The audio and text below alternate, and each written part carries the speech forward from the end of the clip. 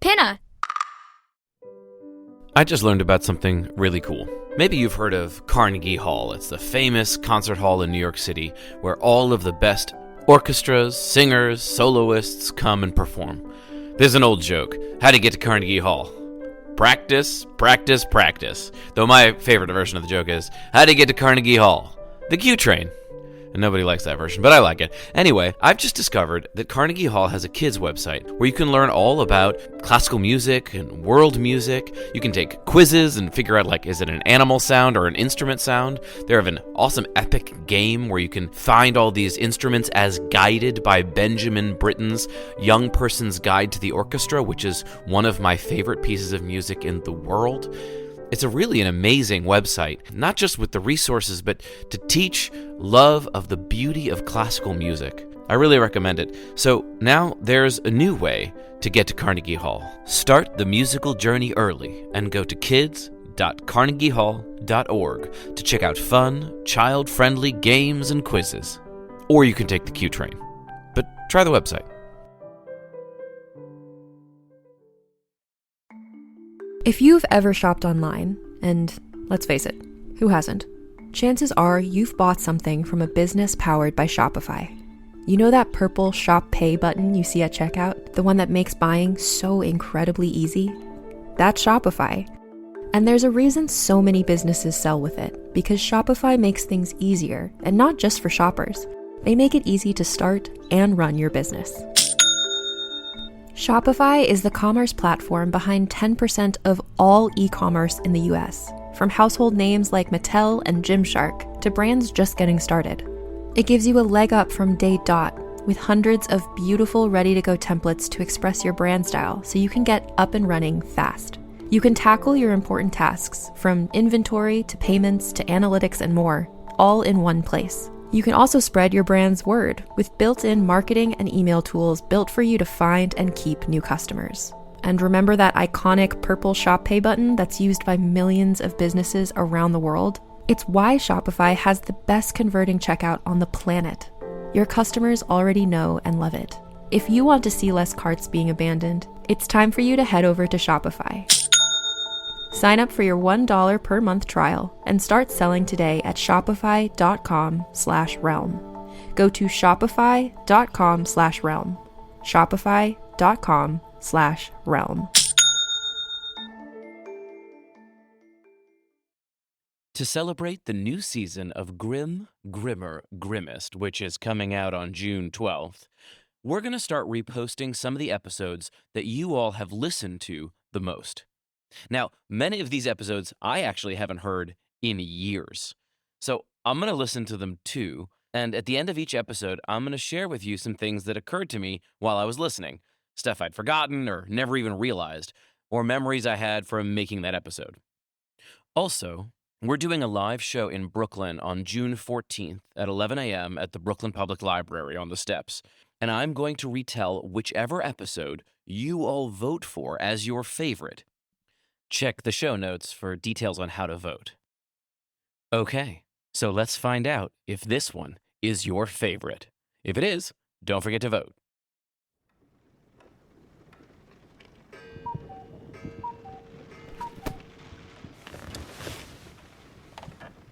Hi, my name is Adam Gidwitz. I'm an author. I'm also a storyteller. I like telling all kinds of stories, but I especially like telling Grimm fairy tales. You may think you know Grimm fairy tales, and you may think that they are sweet and boring. But listen, those tales you heard were the cute, happy, little kid bedtime versions of the Grimm tales. The original Grimm fairy tales aren't like that at all. They're weird, and sometimes gross, and often scary. In other words, they're grim. And I'm about to host a virtual storytelling session and tell one of the original Grimm tales to a bunch of kids. Do you want to join me? Do you want to hear a Grimm fairy tale? I don't know if you said yes or no because I can't hear you, so let me help you decide.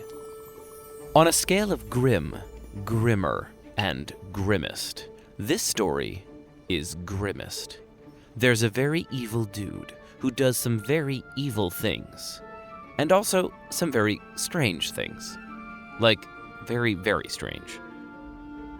If I get to a part of the story and you start to feel scared or uncomfortable, this is what you could do.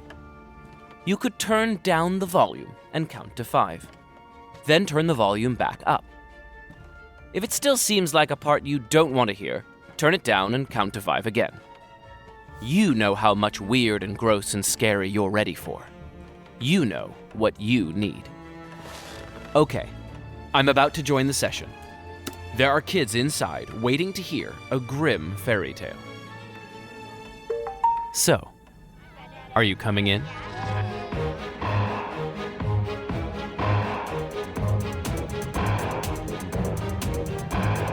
Grimm, Grimmer, Grimmest.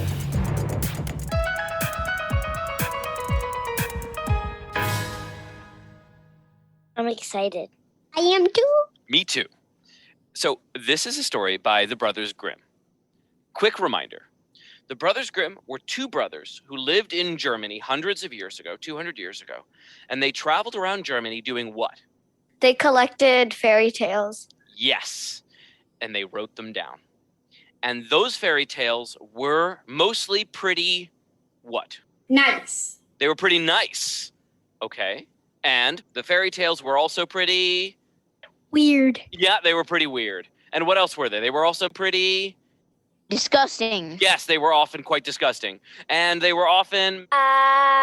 Grimm. Yes. Fairy tales. Let's get started. This story is called The Wizard King. Ooh. Once upon a time, there was a king who was also a wizard. So, he was a wizard king. Wow. Which is just an awesome thing to say, Okay. Yeah, it is. Definitely. right? Yeah. Wizard King. But this wizard king was not awesome. Oh no. He was evil. The Wizard King had great power, but he only used it for himself. No. People were poor and suffering in his kingdom, but he didn't care. He was super evil. He's selfish. True. He is evil. Selfish and evil. A selfish, evil jerk. Selfish, evil jerk is right. He's beef jerky. He is so beef jerky. The Wizard King's magic was powerful enough to provide everything he could ever need, and to keep him safe from any enemies. But he certainly wasn't going to use his magic to help other people solve their problems. So, the Wizard King had nothing challenging in his life, and therefore, he was bored. I'm so bored. So, to stave off his boredom, he invented a game. Ooh. It was kind of like hide and seek. Ooh. And it went like this. Anyone from anywhere in the world was invited to challenge the Wizard King at his game. The game would start, and the Wizard King would close his eyes and count to 1,000, while the challenger hid. 1, 2, 3, 4. Oh boy, I've gotta hide! Oh no, what if he finds me? Once the Wizard King got to 1,000, he would search for the challenger. Come out, wherever you are. If the Wizard King couldn't find them, then the challenger would get to take the Wizard King's crown and his throne and become the king forever. Which sounds like a pretty good deal, right? That's like the best deal ever. Right? I think he's gonna cheat. Yeah, definitely. Yeah. There's no way he would give up his throne and crown for a silly game. There was just one catch. If the Wizard King did find the challenger, He would murder them. he would put them to death in the most horrible way imaginable. Aha! There you are. Here's my question for you. What is the most horrible way imaginable that he could kill them? Explode their head. Explode their head is one option. Maybe make them drink liquid iron. Ooh, whoa, what would happen if they drank liquid iron? Pretty sure they would die. They would They're die. Organs would melt. Oh, their organs would melt. What's another horrible way he could kill them? Get pushed into a bottomless pit. Ooh, pushed into a bottomless pit. Do you ever even die, or do you just fall forever? You would just starve to death. Oh, you starve to death while falling forever. That's an amazing punishment. What's another way? I don't know, maybe he just disintegrates him and his eyes are just left there and he's like, really, bro? Really? You're disintegrated and only your eyeballs are left behind. I like that one a lot. Okay, what's one more horrible way he could kill them? Be trapped in a room with mice and they slowly eat you away. Ah! Oh, no, ew. Should we combine some of these? What do you think? Should it be like... Yes. Okay. So, if the Wizard King couldn't find you, you got his crown and his kingdom. But if he did find you, you would be pushed into a bottomless pit and you'd fall forever until you would almost starve to death. But just before you starved, you would have to drink liquid iron while still falling somehow, and your organs would melt. Then your head would explode. Only your eyeballs would be left, and they would land at last and sit there until they were eaten by millions of mice. How's that? So weird. That is disgusting. Now, the Wizard King didn't cheat, exactly, but the game also wasn't fair. You see, the Wizard King had built himself a tall tower in the middle of his palace, and at the top of the tower was a room with 12 windows that pointed in every direction. These windows were magical. If the Wizard King looked out the first window, he could see farther and more clearly than anyone else alive. If he looked at the second window, he could see even better than that. If he looked at the third window, he could see even more clearly. And so on until the 12th window, through which he could see the very particles that make up all of nature.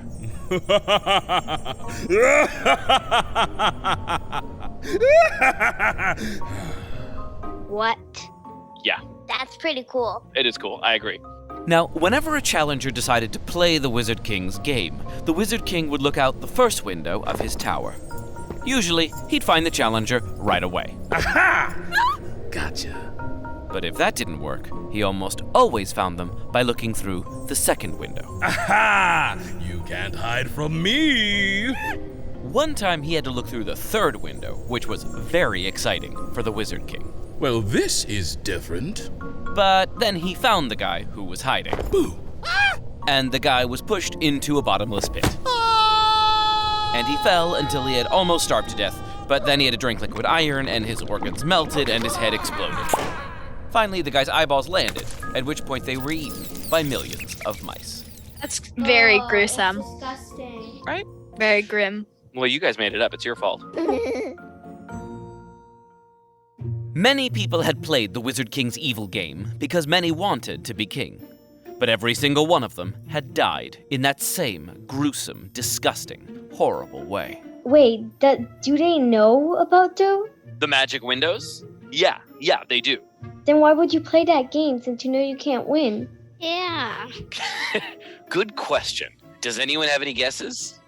Because they want to be king. Okay. Greed. Explain. Like, they're like, ooh, I could get the throne. Like, that Wizard King can't be that good. Even if his tower can see through the particles of nature, I'm the best hider in the kingdom. I have camouflage clothes. Right, as if that's good enough. I think that's exactly how it happens. Well, the Wizard King's palace was in the center of the kingdom's capital city.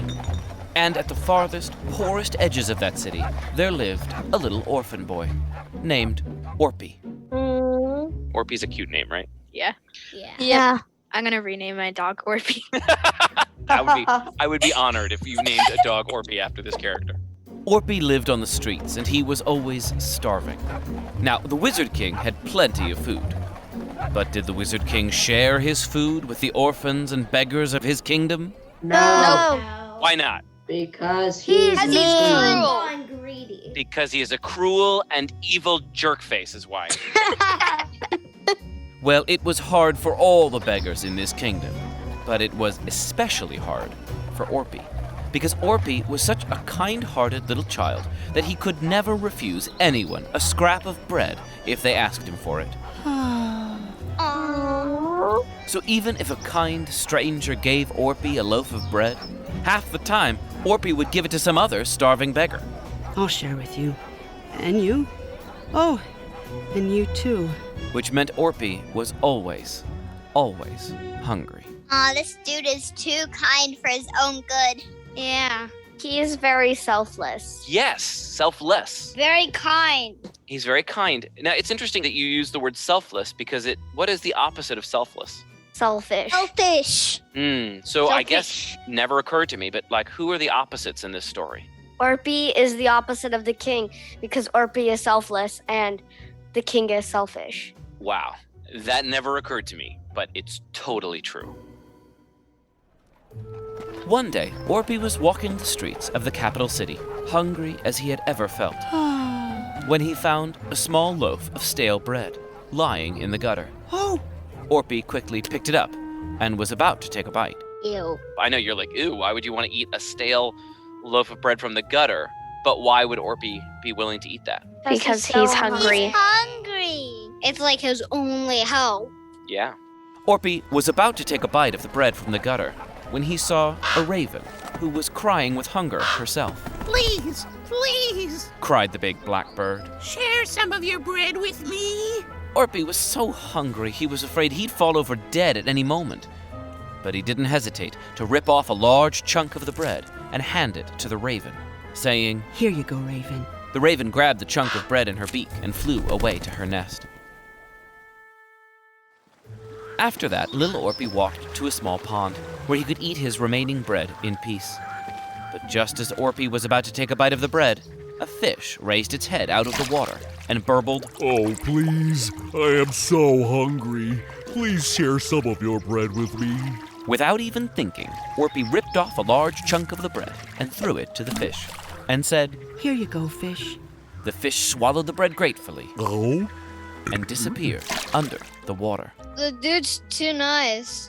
Now Orpie, so weak with hunger he could barely lift his hand to his mouth, was just about to eat the remaining rump of the stale loaf of bread when... Another animal came and asked for the bread, and he was too kind to say no. When a fox came trotting by, crying with hunger. Please, please, may I please have your bread?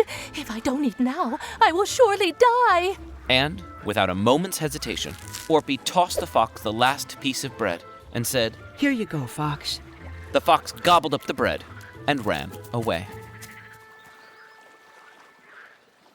Well, now Orpie was certain that he would starve to death. He wasn't likely to find any more food anytime soon, and he was feeling so weak that even standing up was getting difficult. Just as Orpie was about to give up all hope, he looked across the city and up at the palace with its tall tower, far in the distance. And Orpie thought, If I'm going to die anyway, I might as well die playing hide and seek. That's a good way to die. might as well, right? So Orpie made his way to the palace and told the guard that he had come to play hide and seek with the Wizard King. The guard said, Are you sure? You're definitely going to die. Good luck, Orpie. Good luck, Orpie. He's gonna win. Orpie said to the guard, I'm going to die of hunger anyway. So the guard let him through. Orpie climbed the hundreds of stairs to get to the room at the top of the tower. He was fighting hunger and exhaustion, and he was on the verge of death. When Orpie arrived in the room with the 12 windows, there were already 2 other people there, waiting to play hide and seek with the Wizard King. The first person was a thief, who had been condemned to die as punishment for his thievery. But he had been allowed to choose between being hanged by his thumbs until he was dead and playing hide and seek with the Wizard King. And the thief had chosen hide and seek because there was a chance, however slim, that he might win. It's a die-die situation. You're right, it's probably a die-die situation. The Wizard King began to count. 1, 2, 3. The thief ran out of the palace into the jail, and he hid inside a jail cell, thinking that surely the Wizard King wouldn't think to look for him there. 998, 999, 1,000. Ready or not, here I come. The Wizard King hurried to his first window, and he looked east and west, north and south. And the first window's magic power allowed the Wizard King to look straight through the walls of the jail, where he saw the thief hiding in a cell. There you are. The Wizard King cried happily. Ah! The thief was dragged back to the palace, where he was thrown into a bottomless pit, and eventually he nearly starved to death while he fell, drank liquid iron, his organs melted, his head exploded, his eyeballs finally landed, and they were eaten by mice. The next man who was waiting to play hide-and-seek with the Wizard King was a prince from a distant land who had so many older brothers that he knew that he would never get to be king in his own land. And also, he'd grown up playing hide-and-seek with all those older brothers, and he was pretty sure he was the best hider in the whole world. So he'd come to take his chances with the Wizard King's evil game. Poor prince is gonna die. 1, 2, 3... As soon as the Wizard King had started to count, the prince ran down the stairs and into the cellar of the palace, directly below the tower. 999, 1,000. The Wizard King went to the first window, and he looked east and west, north and south, but he did not see the prince. This made the Wizard King laugh and clap with glee. He squealed, "At last, a challenge!" And he went to the second window, and he looked east and west, north and south. And this time, the second window's magic bent the Wizard King's vision around corners, as well as through walls and floors. And his line of sight bent right down below his feet, and he saw the prince hiding in the cellar. Oh, bye-bye, Prince. And the prince was dragged outside, and he was tossed down a never-ending pit, and nearly starved, and drank liquid iron and all the rest of it, until the mice ate his eyeballs. Yikes. He thought he was so clever. By the time the Wizard King had turned to Orpie, the little beggar child was trembling. Actually, I've changed my mind.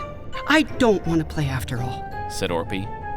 But the Wizard King said, "Oh no, you came here. You have to play.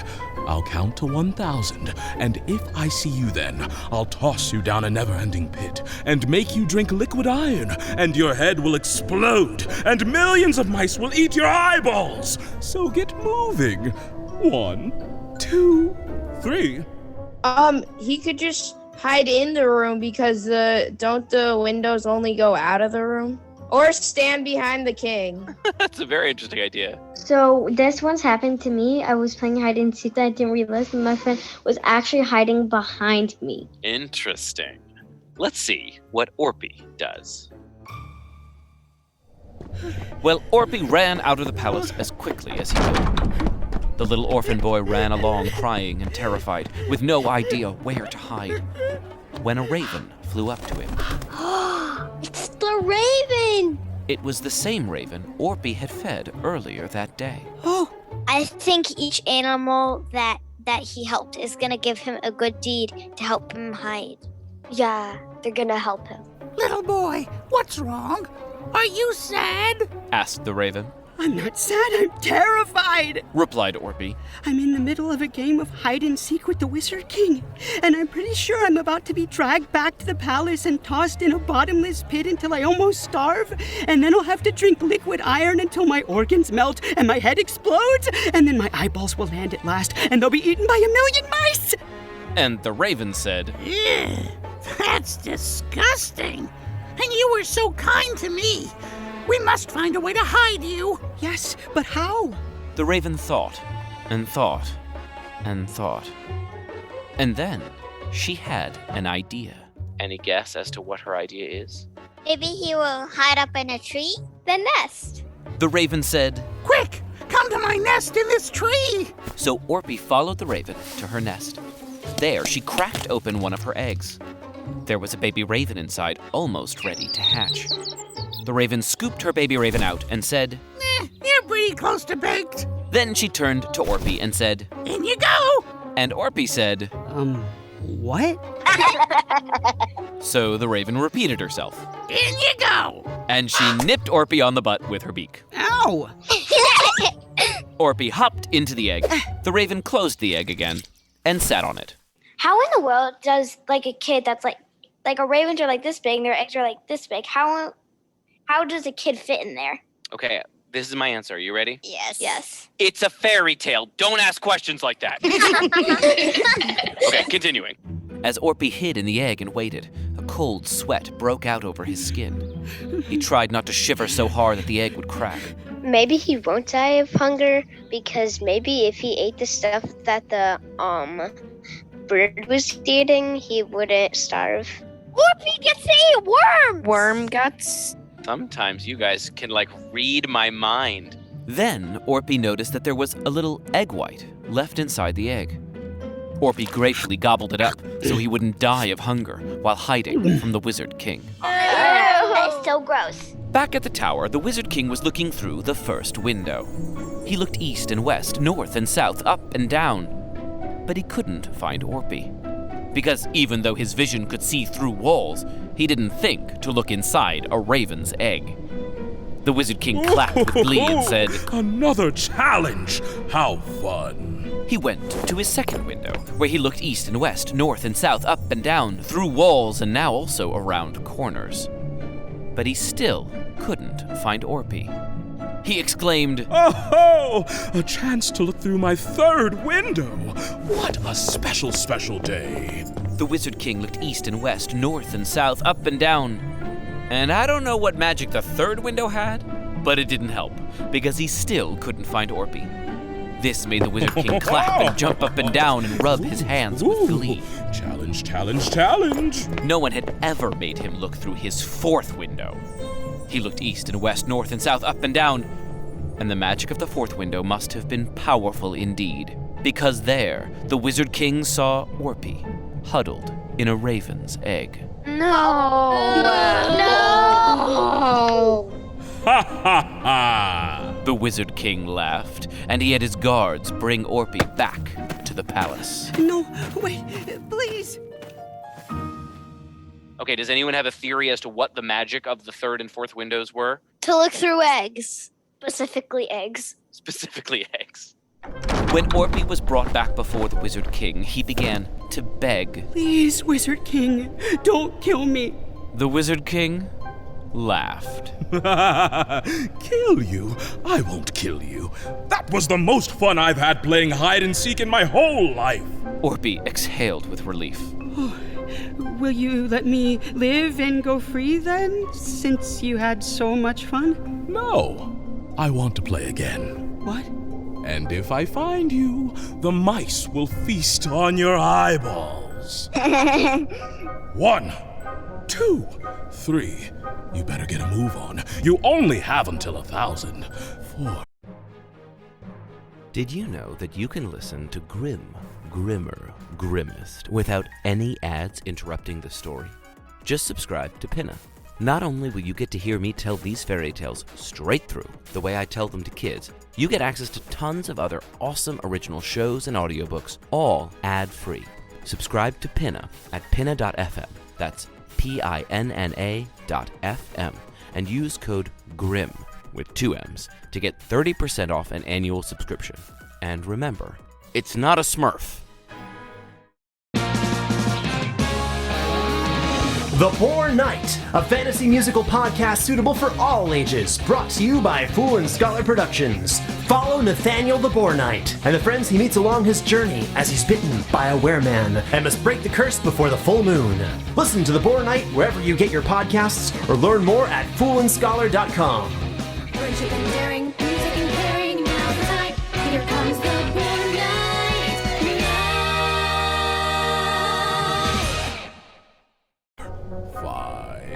Orpie ran out of the tower. Where could he hide now? He stumbled along, terrified that the Wizard King would see him instantly. Now that Orpie had eaten a little bit of egg white and regained some strength, he decided that he didn't want to die. And he definitely didn't want to die by falling down a never-ending pit, drinking liquid iron, his organs melting, his head exploding, and his eyeballs being eaten by mice. That mice thing was really upsetting. Anyway, Orpie began to run. I think he's going to see the fish, and the fish is going to ask him to come live in the coral reef to hide. Yeah, and hide him under the water. Orpie ran until he came to the pond where he'd fed the fish. The fish he'd given the bread to emerged from the water and saw Orpie's desperate expression. What's wrong? The fish asked. Are you thirsty? No, I'm not thirsty. I'm terrified. Orpie explained that the Wizard King was about to start looking through his 12 windows, and if he saw Orpie, well, more terrible things would happen than Orpie wanted to think about. The fish cried, "We must save you!" And Orpie said, "Great! How?" "Oh, what can we do? What can we do?" The fish wondered. Any guesses as to what the fish will do? Disguise him as a sea creature. Oh, I like that idea. Fish is gonna eat him. I think that the fish will gobble him up, and then when the wizard can't find him, the fish will just... Let's find out. The fish said, "I have it! Quick, jump in my mouth!" Orpie said, "What? No time to argue!" I did it! I guessed the right thing! You did!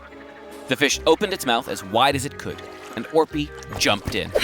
Then the fish closed its mouth and swam to the bottom of the pond with Orpie in its belly. Orpie waited there in the dark, cold, wet fish's belly. Then, Orpie noticed that in the fish's belly, there were flies and other insects that the fish had eaten, but were only partially digested. And while the half-digested bugs looked absolutely revolting, well, Orpie didn't want to starve to death, so he ate them, just as he had the egg white.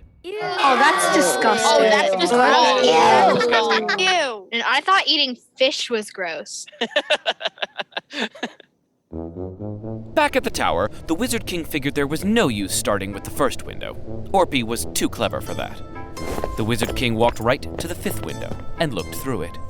He looked east and west, north and south, up and down, but he couldn't find Orpie. This made him very happy. He went to his sixth window, where he looked east and west, north and south, up and down, but he still couldn't find Orpie. He slapped his knee and laughed with pleasure as he moved to his seventh window. He looked east and west, north and south, up and down, but he still couldn't find Orpie. The Wizard King threw his head back and bellowed with glee.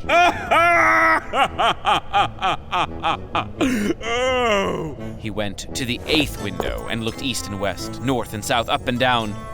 And there he saw Orpie, huddled in the belly of the fish at the bottom of the pond. The Wizard King laughed, and he had his guards bring Orpie back to the palace. Any guesses as to what the eighth window's magic was? Specifically made for looking inside fishes' stomachs. A very specific window. He got very lucky with that one. Orpie begged the Wizard King. "No, please don't kill me." And the Wizard King replied, "Kill you? That was even more fun than the first time." "Will you let me live and go free then, since you had so much fun?" Orpie asked. But the Wizard King said, "No! I want to play again. 1, 2, 3, 1,000.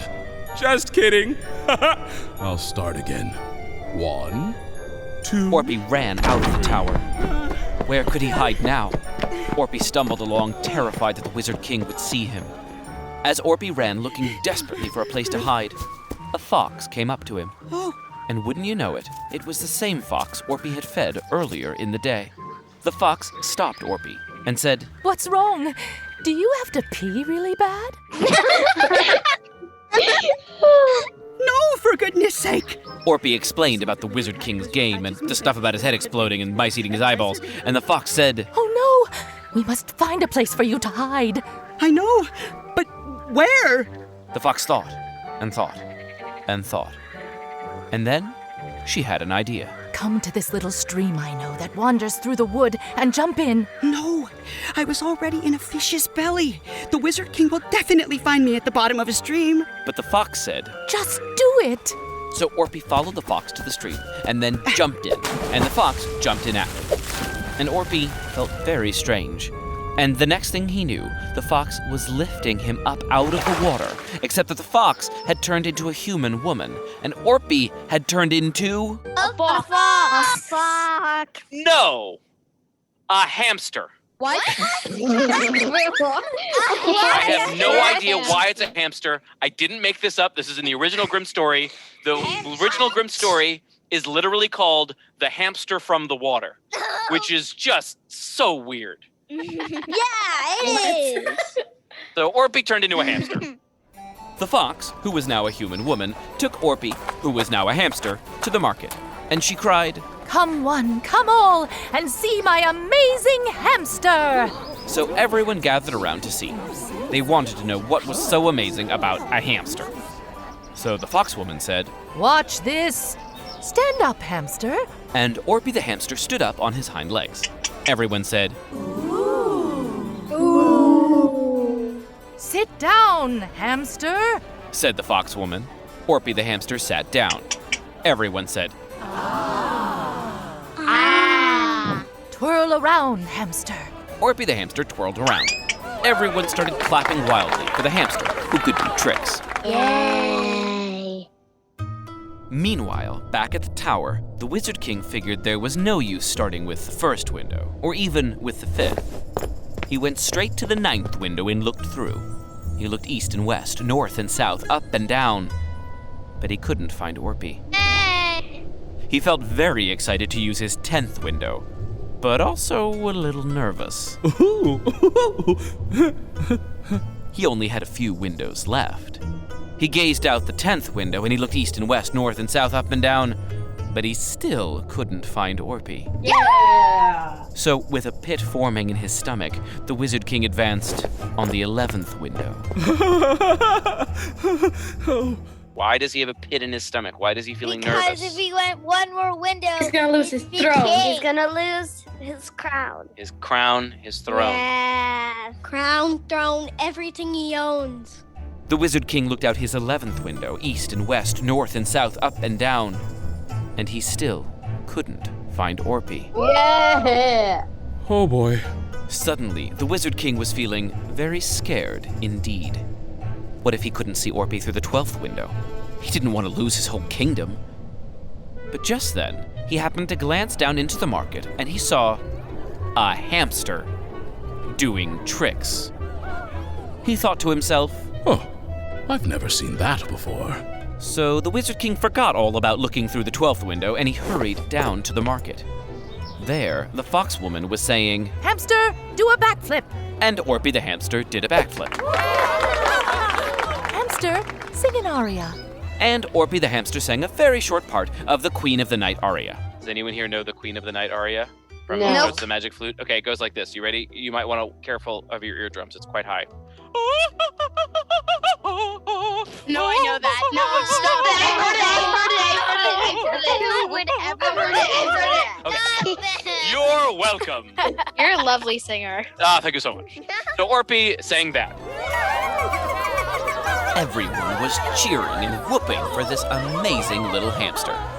The Wizard King walked up and said, I want to buy that amazing hamster. Uh-oh. The foxwoman replied, You can't afford him. The Wizard King said, If you don't give it to me, I'll have you killed. And the foxwoman said, Sold! Sold! That's how you do business. So the Wizard King took Orpie the hamster from the foxwoman, and he lifted Orpie up and stared into his little black eyes. And Orpie thought, I'm dead. But then the Wizard King smiled and patted the little hamster's pink nose and put Orpie the hamster on his shoulder and carried him back to his tower. When the Wizard King arrived back in the tower, he realized that he had forgotten to look through the last window. If he didn't see Orpie through that, his kingdom would be lost. Oh. Orpie was right on his shoulder! Orpie's on his shoulder. He doesn't even know it. So the Wizard King moved to his 12th window, and through it he could see everything in the world, down to the tiny particles that make up all matter.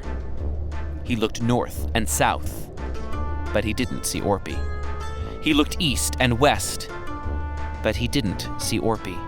He looked up and down, but he didn't see Orpie. Why can't he see Orpie?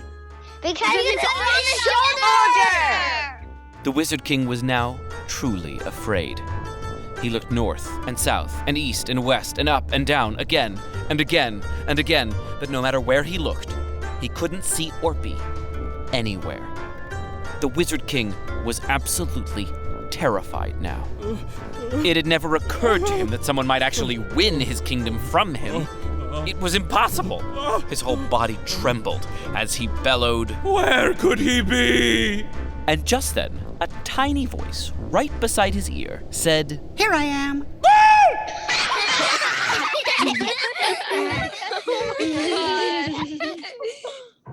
The Wizard King screamed, and he stumbled forward, so startled by Orpie's tiny, high-pitched voice by his ear that he lost his balance and went crashing through the 12th window. And he plummeted down and down and down to his death. And then there's an explosion of blood! Yay! Yay! His head exploded. And his head exploded. Wait, but if the hamster was on his shoulder... Luckily, Orpie the hamster had jumped off the Wizard King's shoulder just before he fell. Hooray! And when the Wizard King died, suddenly the other 11 windows all shattered at once. And Orpie, somehow, turned back into a little kid. Wait, what? Yeah. Well, Orpie might have been a little kid again, but he was no longer a beggar. Orpie was the ruler of the kingdom. Yay! Orpie ruled wisely Goodness. and kindly and fairly, and Orpie always made sure to share with everyone who was in need, just as he always had. And the raven, the fish, and the fox became his counselors and advisors, and they all lived happily ever after. The end. Yay!